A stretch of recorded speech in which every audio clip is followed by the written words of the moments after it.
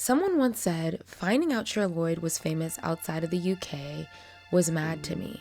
And Cher Lloyd was on her way to breaking through the industry. Cher Lloyd was discovered on X Factor on the same season as One Direction. Yes, the most watched season in the show's history. And although she didn't win, she gained a record deal with Simon Cowell. But almost immediately, they sought to kick off her solo career. With songs like Swagger Jagger and With Your Love, Want You Back was her breakout hit, the single that shot her into visibility and landed her biggest hit in the US. Dating back to her X Factor days, the ghost of media and tabloids past would haunt her.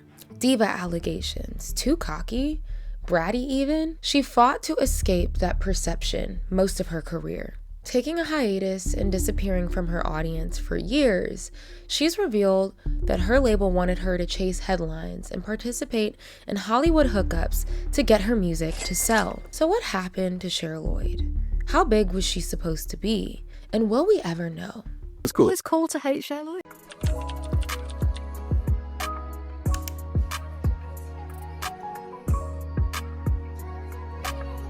Hey guys, it's your girl Cameron and I'm back at it again with another video.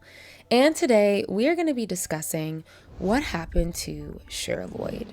Fun fact, I have been working on this script for a good minute, but I forgot I had been working on it. I think it's time to finally finish this. Let's dust it off the shelf and let's give it life. She was only 16 years old when introduced to the industry and to millions of people. But getting off the show, signing to a label, and finding some success in the US, which has been very hard for people to do immediately. People overseas, it's hard to make it here. And she wasn't able to sustain that momentum, unfortunately. With music being done sparingly here and there and retreating from the spotlight, will we ever get a new album or project for Cher Lloyd? Or are her music days over like we knew it? So today we will discuss all things Cher Lloyd, her early beginnings, time on X Factor, solo career, controversies, because there's a lot here, and where she is today. Kick your feet up, like, comment down below. Also hit that subscribe button to stay up to date with videos that I am doing. And without further ado, let's get right into the video. So let's start with Cher's early beginning. And yes, I'm going to refer to her as Cher. That's her real name.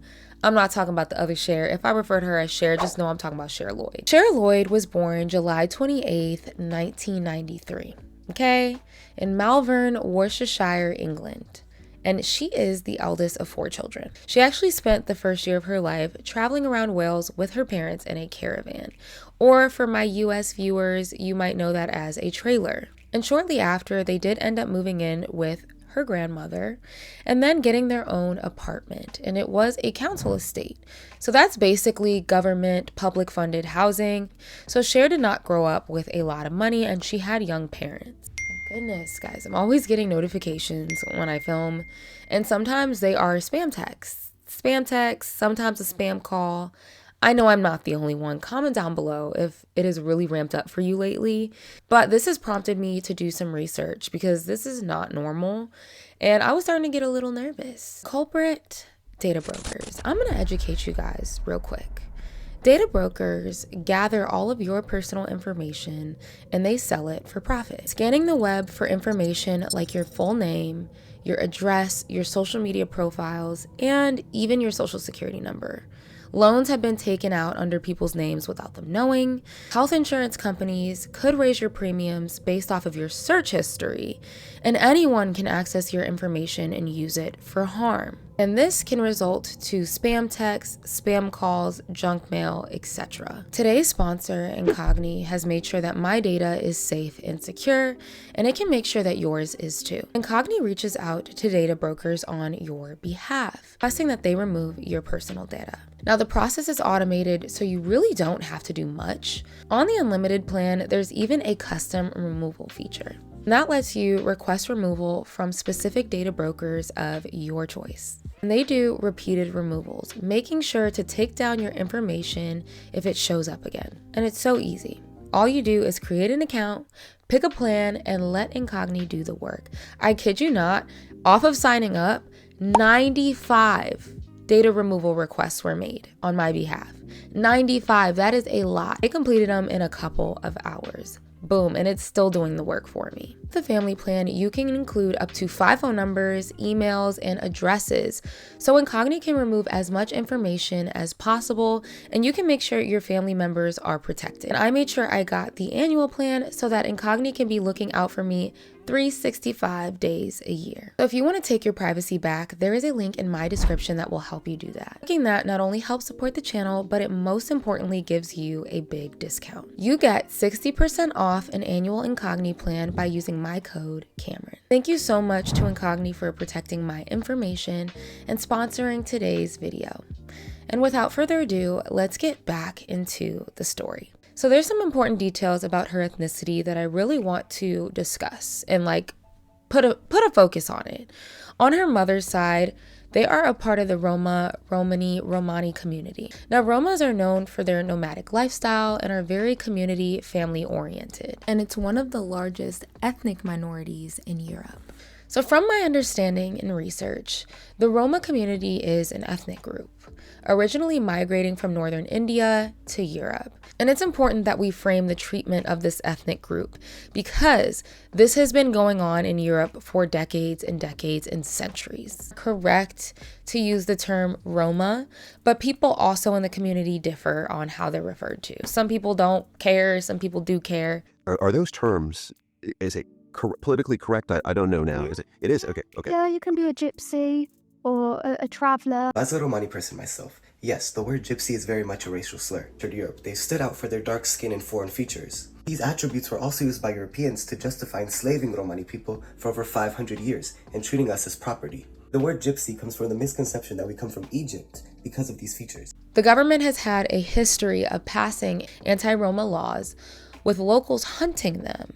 They were enslaved at one point, facing high rates of assault, harmful stereotypes, being considered spies, thieves, etc. Gypsies. The gypsies live outside the normal order, and they must be stopped. Because they look different, talk different, and spoke different than the locals. And this has been an issue throughout history. Centuries of dehumanization. And I think it's so sad that we need to emphasize that we're human, that we're not animals to people. Her dad is not from the Roma community. It's only her mom's side. So she kind of experienced both sides, but people only saw her that way. Cher's uncle recalls her being relentlessly bullied by kids in school. She has found a lot of pride in those roots, but let's just say it did not come without its challenges. Now, her father was also in and out of prison and had some trouble with the law. So there were long bouts without her father living at home. But music at an early age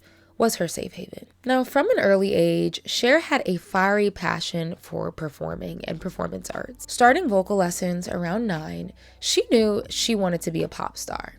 And after going to a normal high school for a while, she later studied at Stagecoach Theater Art School, as well as Dyson Parents High School, studying performing arts with a focus in singing, acting, and dancing.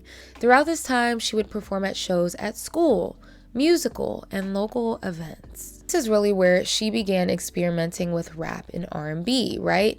Melding them together to shape her vibe and style.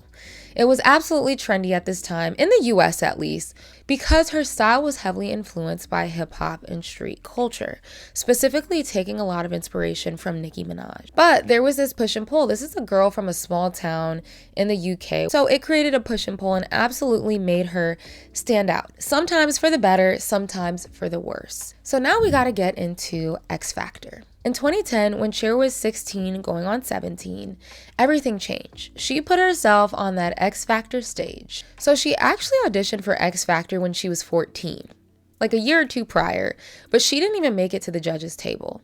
Didn't even make it. So she took another stab at it and auditioned for season 7 of X Factor. Yes, the same season One Direction was formed on, right? And they competed. So that absolutely was monumental and made it its highest viewed season of all time, as well as just like a cultural relic because One Direction was created on the show, one of the biggest boy bands to ever do it. And Cher Lloyd was a part of that story and was a relevant contestant. Like, she was a shoo-in. In June 2010, she auditioned. This girl got on stage and sang Turn My Swag On. But Carrie Hilson's version. You know Carrie Hilson's version of Soulja Boy's song? Yes, y'all. That was her audition song. It was ambitious. It was ambitious. Her grandparents getting emotional backstage while she's singing this is sending me a little bit. Not gonna lie. I didn't watch the season. I do remember seeing this audition like on TV or like seeing it on YouTube, whatever. But it immediately made her stand out from the competition. Her aesthetic, her song choice, carving out a unique lane in the competition off rip.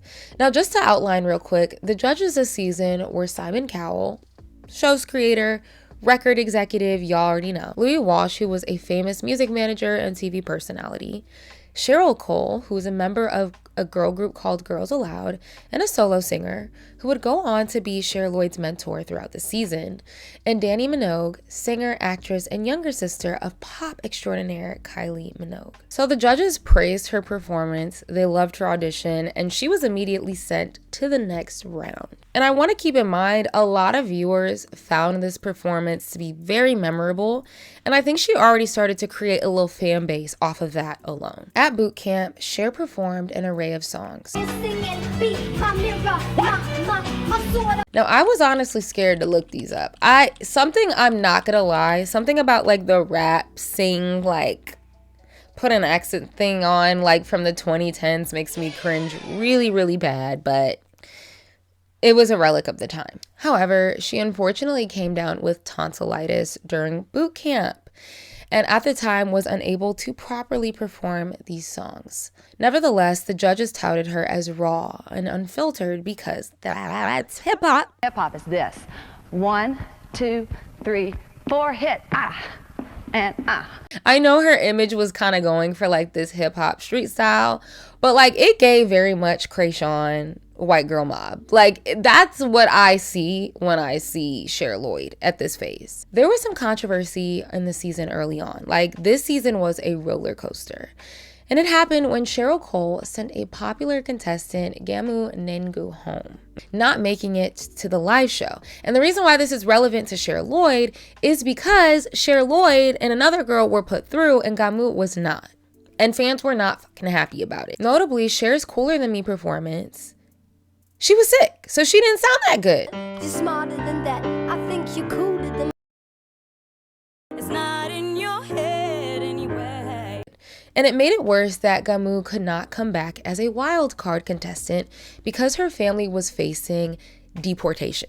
So people were livid, people were pissed. And her elimination led to thousands of network complaints and 220,000 people joining a Facebook group dedicated to what people thought was a poor decision to send Gamu home. And so in turn, Cheryl Cole got death threats. And in turn, people created a disdain for Cher Lloyd. You're not supposed to be here. The other girl's supposed to be here. So already before live shows, there was drama. I want you guys to keep in mind that this was also the most viewed X Factor season of all time. 14 million views on average every episode. I think its highest view count, I think the finale was 19 million. That is absolutely insane. And Cher Lloyd is what, 17 at this time? Nuts. During the live show, Cher Lloyd performed songs like Hard Knock Life, No Diggity, Nothing on You, Girlfriend, and on week 3, she sang Stay by Shakespeare's Sister. This was the first time that she did not rap in her performance, and it was actually a performance in ode to her uncle who had passed away, and we'll talk about that a little bit. But this gave audiences a different scope of her talent, and Simon was impressed, stating that it was the performance of the series. Keep in mind, X Factor is largely based off of fan voting, along with the judges' ability to save contestants. So the audience seemed to kind of be rocking with Cher Lloyd. She made it very far. But there were also a lot of people who did not like her. Her image was polarizing to people.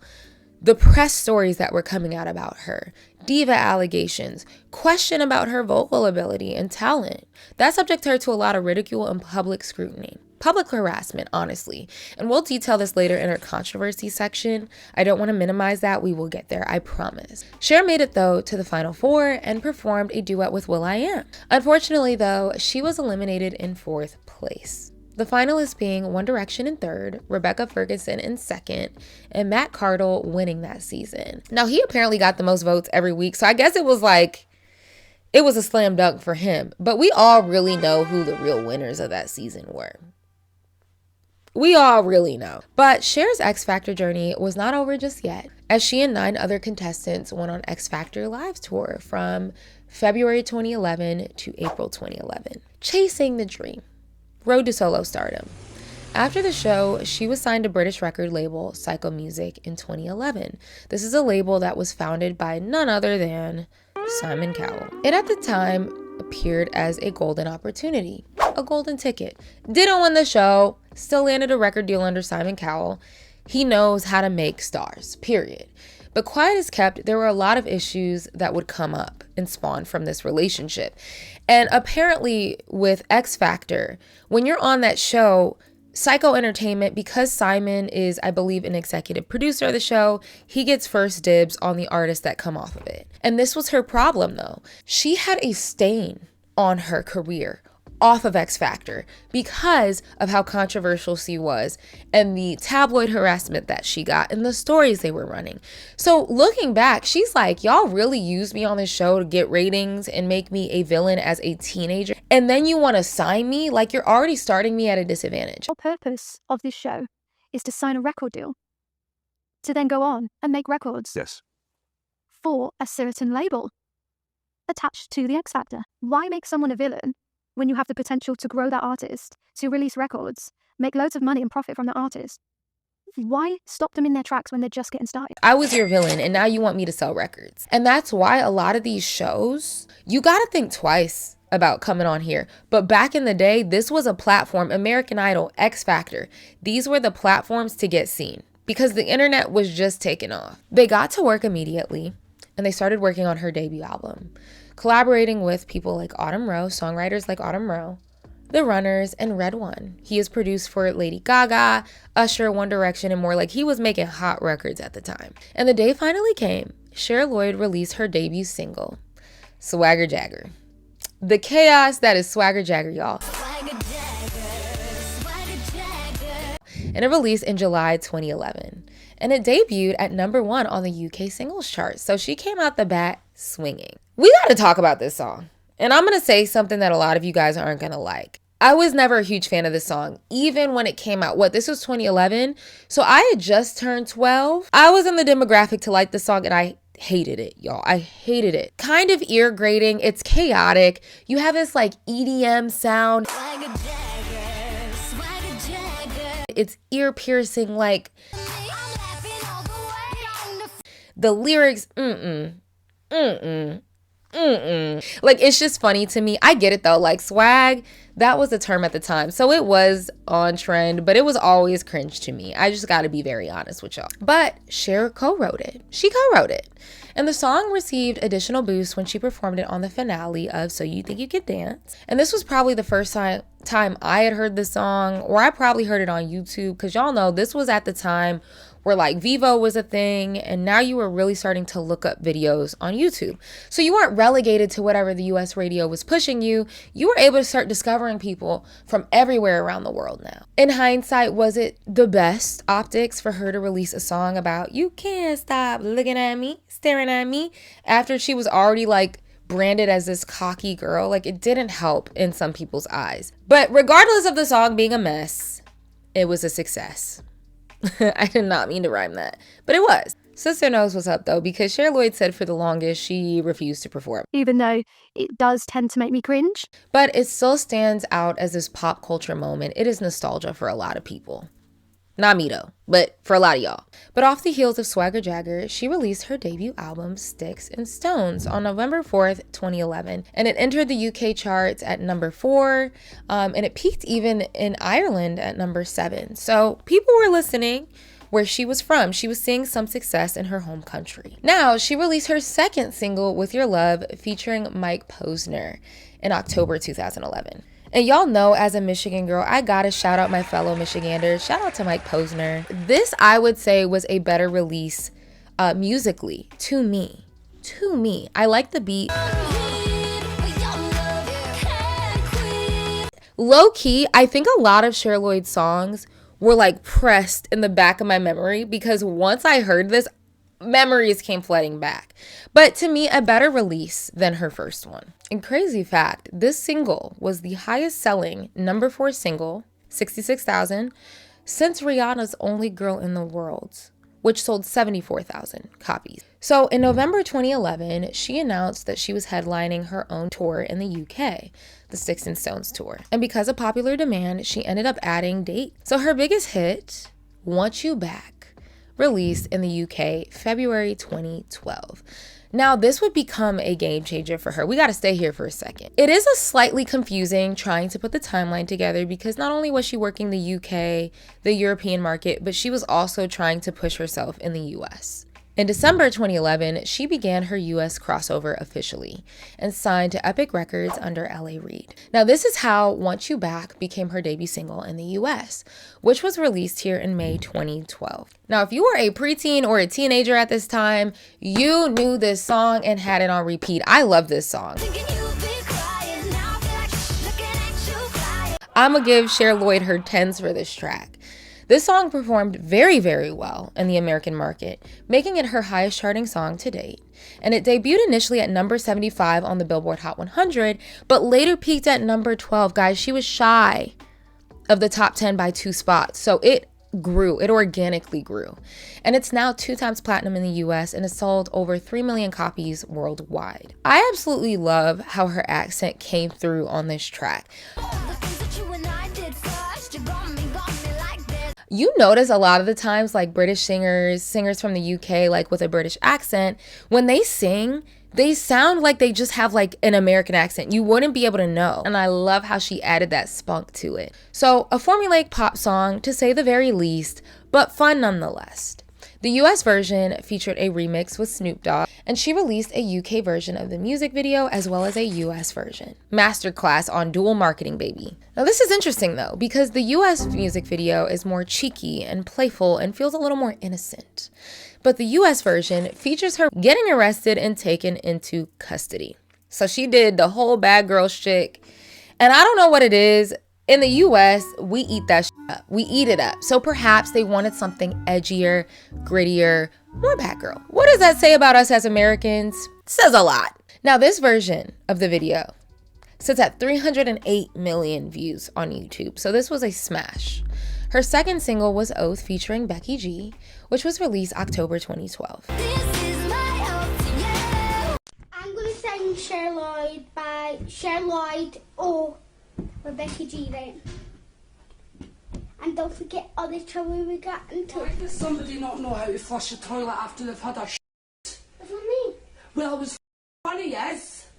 Disgusting!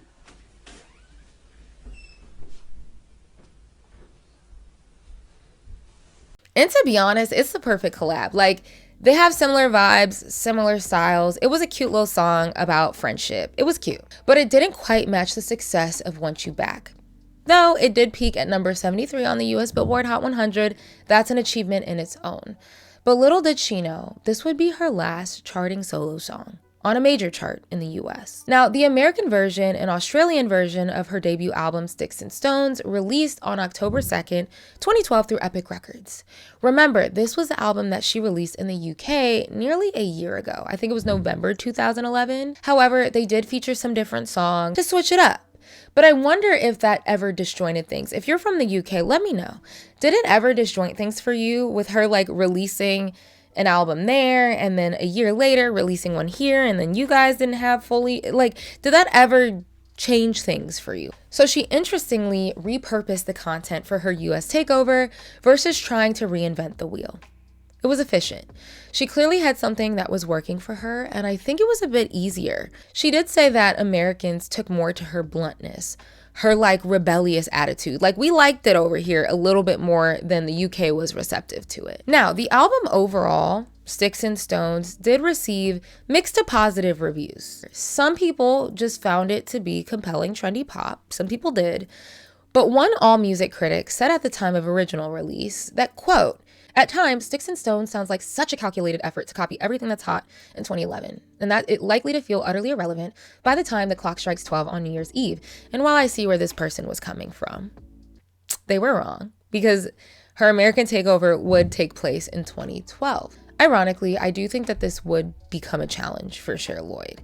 A lot of her music felt very showy and trendy.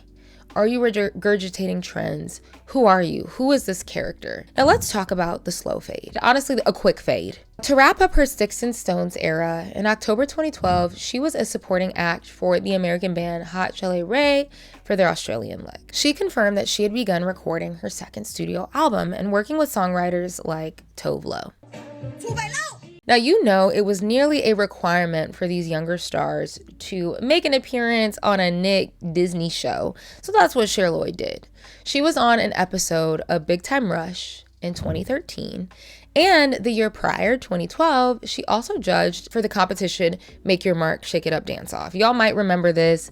It was on Disney Channel in 2012. So yeah, she was kind of exposing herself to American youth. It was smart. Back to 2013. Cher Lloyd was still in the thick of her US promotion. She had moved here, did the whole bit. In June 2013, she and Neo collabed on a song called It's All Good. I guess it was a collab for a fruit bar brand, made by fans via social media. Child, I don't know. Neo transparently said he asked fans on Twitter to help with the concept of the song, and that's how they proceeded forward. In September 2013, the lead single off of her anticipated second album was I Wish featuring T.I. And that charted within the US on the Billboard Bubbling Unders chart. So it only made it to what, number 16? And I will actually say, I can see why they thought this song was going to be a success. It was a little more mature. It had like more of this R&B feel to it. And then you had T.I. on it for like that rap edge. It should have been versatile, but it just did not hit. And this is where they started to see a stark decline in her performance. She did make it clear to fans, though, that her upcoming album would veer away from bubblegum pop, that she wanted to get more personal and darker. Now, she had a goal to release this album in November 2013, and she said, "Don't hold me to it, though. Don't hold me to it," placing the onus publicly on her record label. They were the ones that were the issue. I heard that the album might come out before the end of the year. November, okay. I think. I mean, I'm the person that goes to my label and says, this is the day it needs to come out. And if it doesn't, I'm unhappy. And my fans are unhappy about that. So it needs to come out quick. I wish I had that kind of power where I work, I gotta say. Well, I get shut down most of the time. In November 2013, she did announce in an interview with Larry King that she had left Psycho Music the year prior, that's Simon Cowell's label, because her and Simon had disagreed on her direction. I don't really speak to him anymore. I mean, I left his label like a year and a half ago, and I got my record deal here. Was he angry? I wouldn't say angry. I would like to think that he misses me now. I would think so. He was disappointed, maybe. Maybe, yeah. And I honestly think that like Cher Lloyd was just tired of being controlled. Her image was controlled on the show. Then her image was controlled with Psycho. And then her image is being controlled with L.A. Reid. She was never fully given a chance to develop into an artist without a bunch of like people in her ear. In other words, she left not that long after her stint on X Factor. In theory, though, I don't know if this was the best move going to Epic. For some reason at that time, I think that Epic and Psycho were affiliated somehow. It's all connected. In 2013, Simon Cowell and L.A. Reid both had their hands in Fifth Harmony. They had a joint deal between Epic and Psycho, which was umbrella under Sony. And we see how that turned out, okay? We see how Fifth Harmony turned out. So I'm not exactly surprised that Epic didn't work out either. I feel like it was like the same side of a different coin. But I'm actually a little bit confused when I was doing my little detective work, because although she said she left Psycho Entertainment after she had signed her deal with L.A. Reid, which was what, 2011? Her 2013 song I Wish featuring T.I., it's listed as being released under Psycho and Epic Records and Sony. So maybe Psycho still had their hand in distributing, or she couldn't fully break her contract. But she keeps saying to the public that she wasn't signed to him or she left. But like, her later works do say Psycho Entertainment. I think there was some overlap between Psycho and Epic. But anyways, her second album would delay release again. now being pushed to early 2014, even though the album was completely done, according to Cher. It's all done? It's all done, but I am currently in the studio for the rest of this week, just trying to find some more magic. It was meant to be coming out in November. And they pushed it to what? Now I think it's going to be early next year. Now, my guess is that the label felt that something was missing. But do you agree that it needs more magic? I think the magic's already there. So did you tell L.A. Reid that? Of course. And what did he say? He said just go try. It's just about trying different stuff, and I mean, I think the thing that I've gone back to is sort of taking my UK vibe and trying to bring it over to the US now, which has proven to be a little difficult. And they wanted some zhuzh to spice it up. They said, girl, go back in the booth. And so she was not happy about that. And that's fair. I honestly appreciate her transparency. Now, at this time, she did focus on performing, doing a show with Taylor Swift on her Red Tour in August 2013. She had bills to pay, so she continued to tour and perform. She went on her I Wish tour in August through November 2013, and also picked it back up February to July 2014 with Fifth Harmony as an opener, as well as Zara Larsson, Go Stream Midnight Sun, please and thank you. Cher Lloyd is not a stranger when it comes to big features, okay? And she snagged another one. She needed it. In May 2014, featuring on Demi Lovato's track, Really Don't Care, which peaked at number 26 on the Billboard Hot 100. And this was good for Cher Lloyd, considering her second album would finally be released, y'all. We made it. Her album, Sorry I'm Late, arrived May 27th, 2014, which was obviously a nod to her album being late. It was pushed back several times, which we know. There was poor promotion by Epic. They weren't pushing the record, result into low sales, despite it receiving fairly good reviews, and that's frustrating. You have a decent body of work, a decent to good body of work, and no one's hearing it because promotion is bad. Isn't that what your label is for? To put money into promoting it? The album's second single, Sirens, released and performed very okay.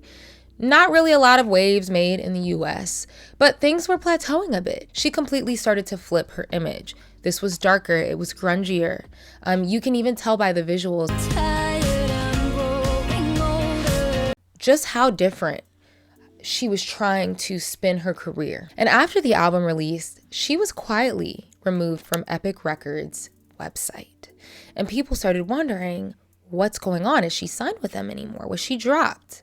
And later in November 2014, it was revealed that she had signed to Universal Music Group. Now, in 2014, it was revealed that after signing to UMG, she already was starting to work on her third album. It's already, though, a sticky sign when you're still very new to the industry. She's not that far into her career. And she has been passed around to different labels. Do you have an A&R at every single label that understands your vision? Because A&Rs are important. They help with the continuity. They help bring forward your vision. They help advocate for you at the label. Was she building those relationships? Probably not, because it was like hot potato, hot potato, hot potato. Who's gonna have Cher Lloyd's back? It's hard to establish those relationships when you keep being moved. So time passes, significant time passes. 2015, not much of a peep from Cher Lloyd. Where did she go? She signed a new label. What was going on? We don't know. She popped back on the scene in March 2016, where she had posted a video message to her followers, thanking them for being patient and that she was coming back with new music. I just want to say thank you so much for being so patient. It's been a while, but it's definitely worth the wait, and I can't wait for everyone to hear it. Again, still teasing this third album. People had begun wondering what the hell happened. In July 2016, she released her new song, Activated. And again, silence. Keep in mind, so much was happening in pop right now. So many new faces were being introduced, especially in the female space, the female singer space. Her music was just okay. It didn't stand out amongst everything else that was happening.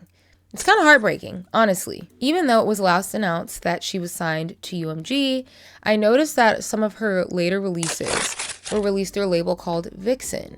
So there was a lot going on as far as the labels go, and I think that contributed to a lot of misdirection and not being consistent, a lot of start and stop. Now, we wouldn't hear much until May 2017 when she announced that she had signed a deal with a UK label called IE Music.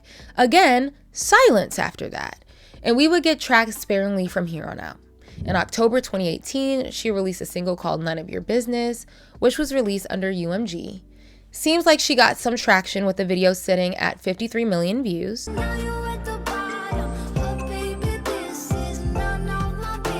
I actually like the sonic direction of the single, and I think this is some of the best that she had ever sounded, just in her sound evolution. Keep in mind, she had her daughter this year. So she had to nest a little bit, and she candidly has shared how hard it was adjusting to motherhood and then also trying to figure out her music career at the same time. She didn't have a lot of support musically. A year later, in October 2019, she released her single MIA. So now we're getting a single a year.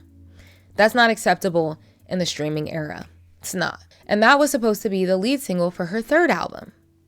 That didn't happen.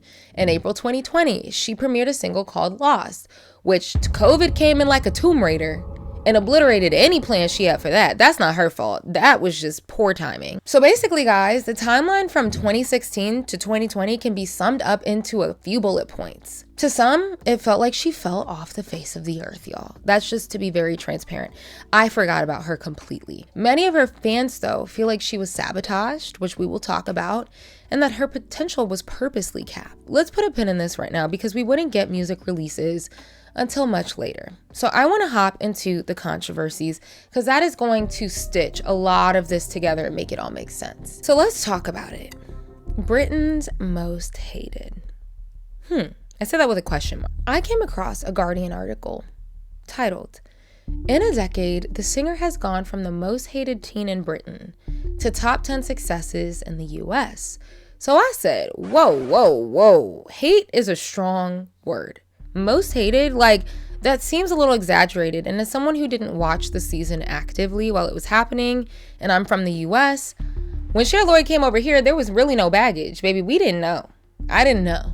Because of how large her X Factor season was, it was the definition, the perfect example of media frenzy on steroids. And she was a teenage girl, thrusted into the spotlight, had no affiliation with show business otherwise, from a small town. Almost overnight, guys, she was a contestant that people either really loved or strongly disliked. Her audition went well, like I said. Simon called her the most exciting contestant, with many off-rip thinking that she could be the star of the series. But what happens when love turns into hate? Almost overnight. Some people found her eclectic style to be off-putting. And in the UK, she recalls people coming up to her while she was competing on the show, judging her appearance head to toe. "Why do you dress like that? You look a mess. You look horrible." Name calling. The season's editing, it became a major problem. It shaped her perception. People started to feel like, the picture being painted of Cher Lloyd is something that I don't like. She admits that she was hormonal. Obviously, she was a teenager at this time, but she was out of her element. She was scared. And she wasn't always the nicest person. It was a high stress environment. You know, she has taken accountability. So I'm not sitting here saying she was a perfect angel. With the show, not always highlighting her best moments. Or the tabloids. There's been a lot of stories which I don't like. I've read about you, which is people saying that you're this or you're that. People began to think she was bratty, sassy, cocky, arrogant, even in comparison to other contestants on the show. The press built this diva narrative surrounding Cher. Tabloids were running stories saying that she was difficult to work with, argumentative backstage, demanding special treatment, defending herself to the judges. She would fight back, beefing with staff and contestants even. You guys have to remember, on the set of a show, I'm sure they do lock it down, but there are staff members who talk to the press. And that's where these stories were being funneled from. So a lot of people thought it was real. Well, there's people behind the scenes who are saying this about her. But you sell stories for money. You sell stories for cash. And Cher maintains that a lot of these stories were blown out of proportion. For example, this one. One report said that she lashed out at an X Factor crew member, allegedly screaming at the staff, telling them to get out of her face and waving a spoon around before snapping on Louis Tomlinson. But Cher Lloyd maintains that that is not what happened. And I turned round to her and I had the spoon in my hand. I just stirred the tea. And I turned around, I'm speaking back, and I've got this spoon. The next day, I'm in the paper. They've made it look like I've hurt her with the spoon. There were people who did not want to like her because of that. And in response to a lot of these diva claims, Cher did say, I'd like people to still realize I'm young and sometimes I don't know what I'm doing because I'm still being told what to do. And sometimes I get really scared and I panic. But that doesn't mean I'm a diva. Think of past winners who are your standard, more polished pop star. Vocally sound as well. Look at Leona Lewis, which I will do a video on her too. Don't worry, and I will do a little mixed video as well. So it wasn't perceived well by more traditional viewers. And also, she was portrayed as a desperate wannabe, that she was the off-brand version of her mentor this season, Cheryl Cole. The hate mounted so much, guys, that during live shows, when her uncle passed away from an overdose, she decided not to go to the funeral. Because I want to go be a singer and be on the show, now my family is a target. Now my family's past is being dredged up. Now my ethnicity is a talking point and I'm being called slurs by the tabloids, by the media, but also by viewers. Old friends were selling stories to the press for some cash. And I'm gonna say this, I know that American media is harsh. Don't get me wrong, but the British media is rough. I don't know if there's anything like it. And I'm not making this up, Princess Diana enthusiast, okay? What they did to that woman, what the British tabloids did to that woman, the stuff that they said about Meghan Markle. I'm gonna just say this, and I thought I was tripping, but I decided to do some research. Studies have been done and have shown that British media is some of the most harsh, cutthroat, heartless coverage. The British media has a reputation for being brutal, okay? And so Cher Lloyd was a subject of that. You could still say, hey, good press, that's good. Any press is good press, who cares?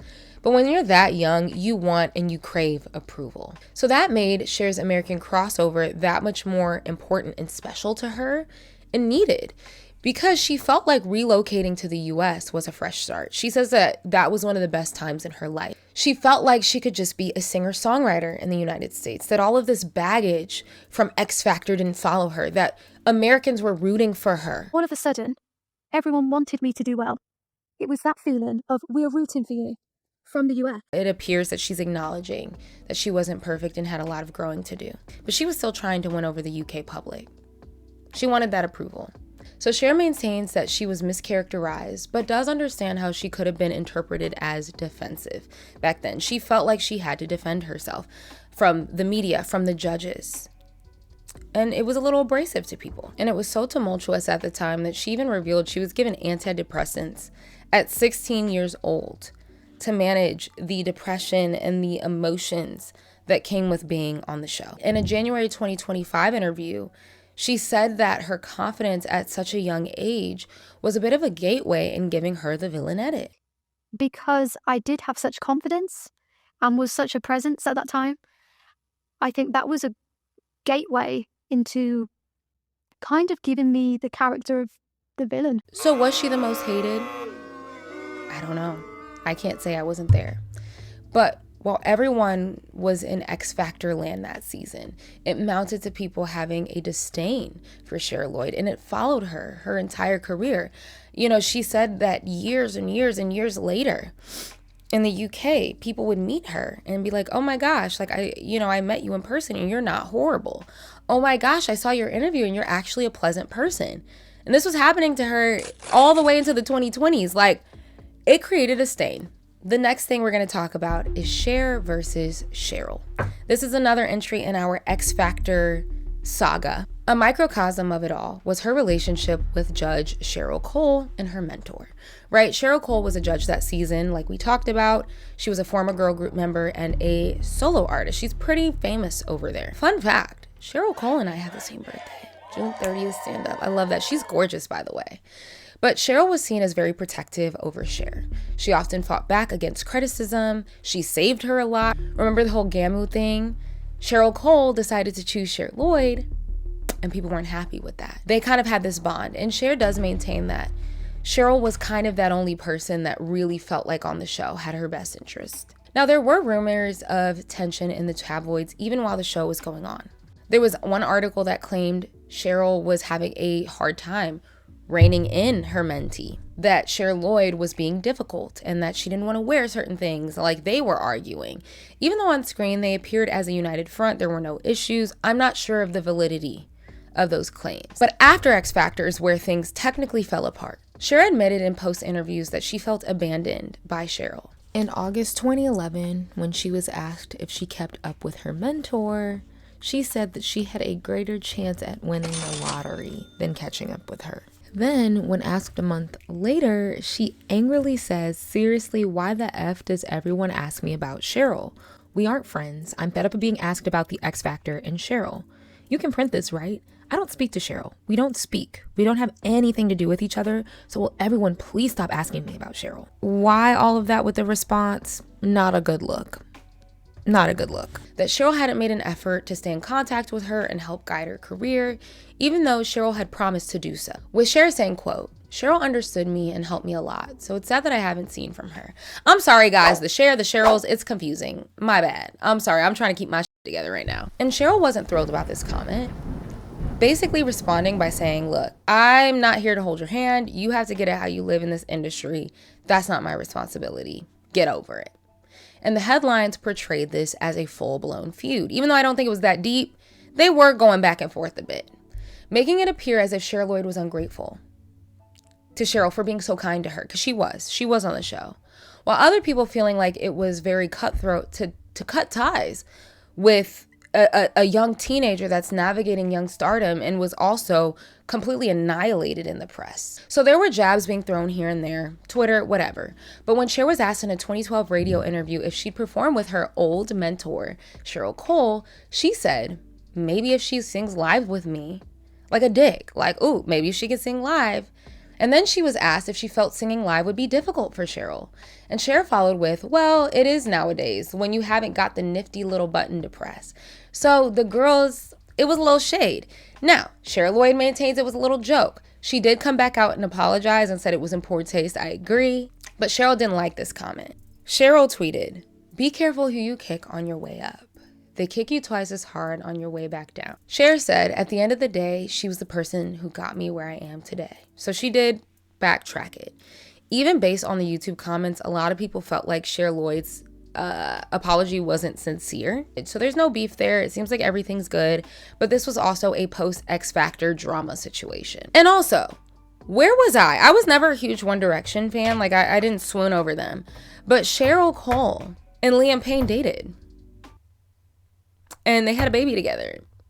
That's kind of weird. But I didn't know that. I mean, they were grown when that happened, but like she was on the same season as One Direction. So that's where they first met. So next, we're going to talk about label horrors, Psycho Entertainment, and more. But that was a huge stain on her career.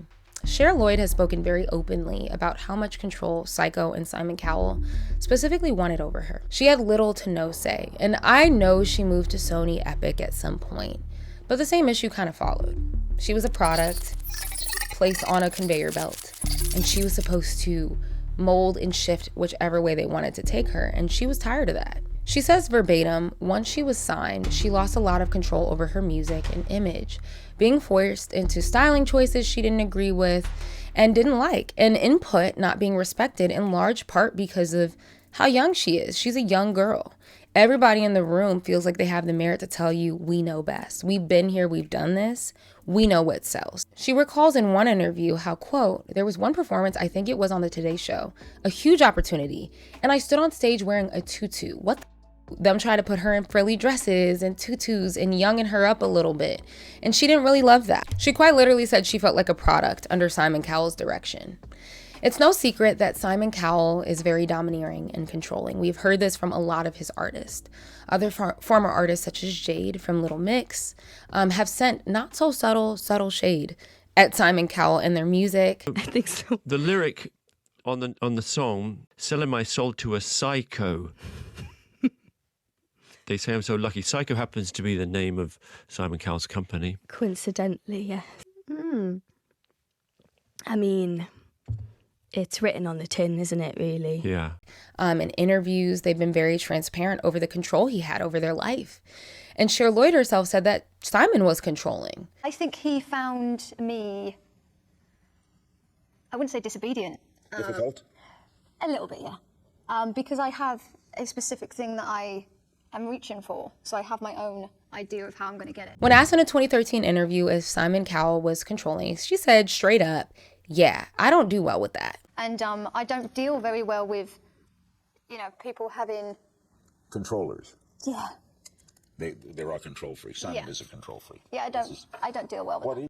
But she didn't feel like Psycho supported her on her vision in the long term. And I think that's why she decided to go with an American label, because they were more into her edgier vision. Psycho also at some point was so invested budget-wise into One Direction and Little Mix. They're the money makers. And they weren't putting a lot into her. In the showbiz, PR exists, good and bad. We know this. Some teams even wanting you to dredge up drama for attention. And Cher Lloyd's team were not shy to tell her to make a move. In a recent 2025 interview on the We Need to Talk podcast, Cher Lloyd revealed that her last record label refused to invest in promo for her music, but rather had more interest in steaming up salacious headlines and boosting her social standing to push the music.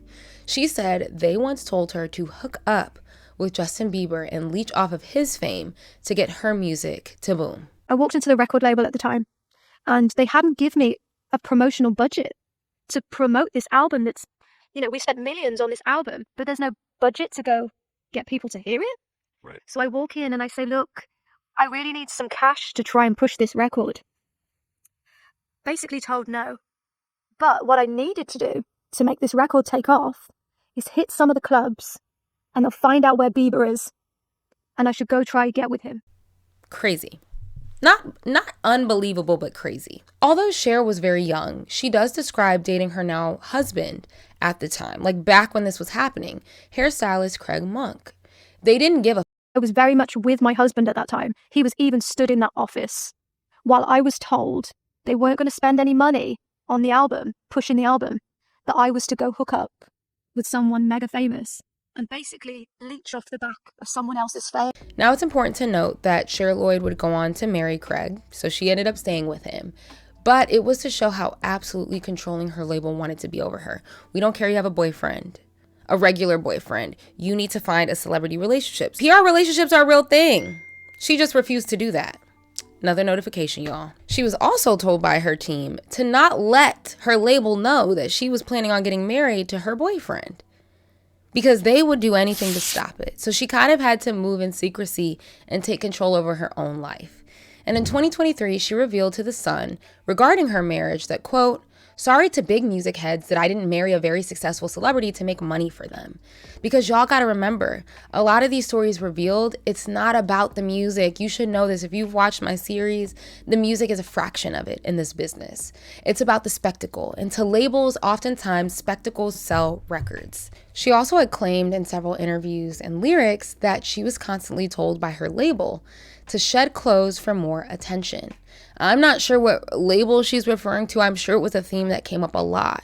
But in 2025, when asked by a fan what her favorite lyric was from her 2025 song Head Down, she said, "They said that I'd amount to nothing if I didn't show a little something."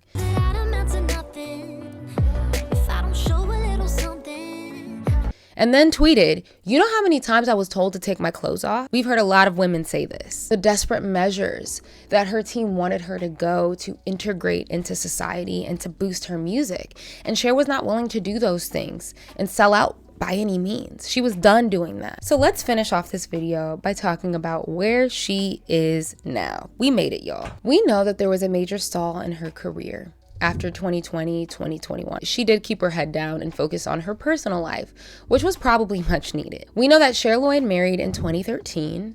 5 years later, they welcomed their first child, a daughter, in May 2018, and her second daughter was born in September 2023. So she did experience some postpartum depression as well, and that also prevented her from getting back in the music ring and feeling confident. She needed to get her mental right. In 2024, she made a post letting fans know that she wanted to release new music. So in January 17th, 2025, she released a new single called Head Down, basically just detailing, honestly, her career, a lot of the hardships that happened. A lot of people felt like she was making some jabs at Simon Cowell. It was like, hey, let me address everything. And a few months later, she stayed on the music train and released a single called Green Light in April 2025. She revealed that she now is putting out music independently, wanting to shed that trauma that being on a big label gave her, admitting that she was in a very dark place for years because of it. The thought of failure and rejection, but also being a mom and navigating postpartum and adjusting to that life. She spent years in writing sessions, recording songs, figuring out what she wanted to say, what she had to say. And she had tons of songs on her laptop, but she just was not ready to put it out to the world. What did Cher have to say? There was no more noise.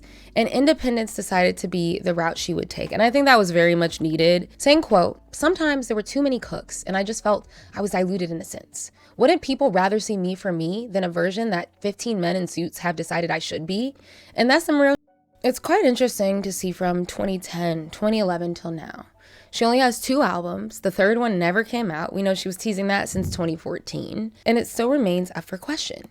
Where's her third album? Where's an EP? We could at least get an EP, no EP. It's October 2025 and I don't see any announcements or plans.